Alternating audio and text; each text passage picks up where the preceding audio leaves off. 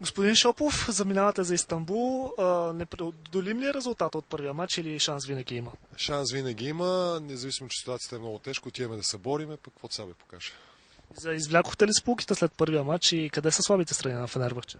Определено си излякахме полуките. Слабите страни на Фенербахче са, нали, поемането и това, че нямат изпълнители. Т.е.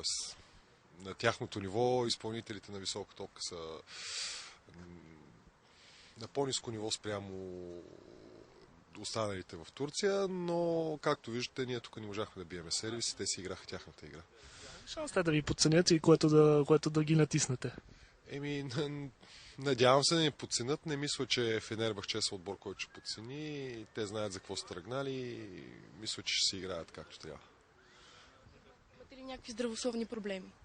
Да, имаме. Симеон Александров няма да пътува с нас. Нещо си направи на коляното в матча в Перник и пътуваме без него. Междувременно в първенството, в доста добра серия сте, в седмица преди вечето дерби. Няма как да не мислите за този матч в Арена Армеец. Определено. За нас сега целта е да си гониме класирането в вътрешното първенство. То е по-важното за нас. Тъй, че мислиме определено за двата тежки матча, които са много близко един до друг, ЦСКА и Пирин.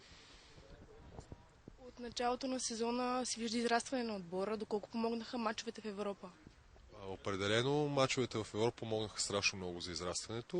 Другото, което помогна е, че събрахме се, както знаете, ние по-късно и започнахме да тренираме по-пълноценно, оправихме някои от контузиите и това доведе до това по-бързо израстване.